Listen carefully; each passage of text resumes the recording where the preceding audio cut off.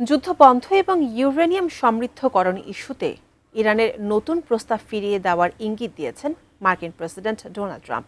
এদিকে ইরানের পররাষ্ট্রমন্ত্রী আব্বাস আরাকচি দাবি করেছেন, আলোচনা এগিয়ে নিতে যুক্তরাষ্ট্রের অনুরোধ বিবেচনা করছেন তারা। আরও জানাচ্ছেন Sanjida Sylvia. Reiterate is that the president's red lines with respect to Iran.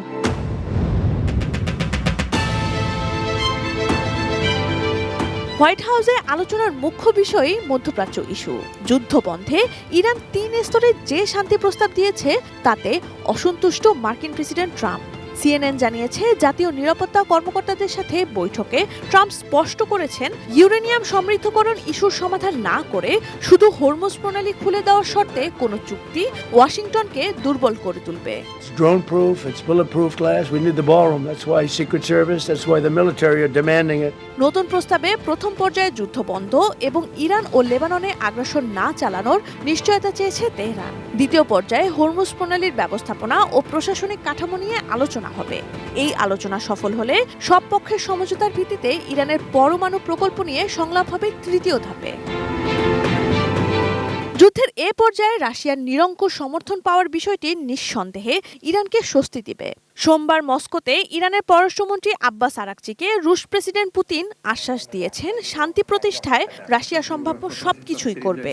অবশ্য মার্কিন মিত্র ফ্রান্সের পররাষ্ট্রমন্ত্রী জ্যান নোয়েল বারো সাফ জানিয়ে দিয়েছেন, ইরানকে বড় ধরনের ছাড় দিতে হবে। Résistons à la résignation et au découragement qui nous guettent. এদিকে হরমুজ প্রণালী বন্ধ থাকায় বিশ্বজুড়ে যে অচলাবস্থা তৈরি হয়েছে সে প্রসঙ্গে জাতিসংঘ প্রধান অ্যান্টোনিও গুতেরেস বলেছেন, এই সংকট বিশ্বজুড়ে খাদ্য নিরাপত্তার জন্য বড় হুমকি। যুক্তরাষ্ট্রের পররাষ্ট্রমন্ত্রী মার্কো রুবিও মনে করেন, ইরান হরমুজ প্রণালীকে অর্থনৈতিক পারমাণবিক অস্ত্র হিসেবে ব্যবহার করছে।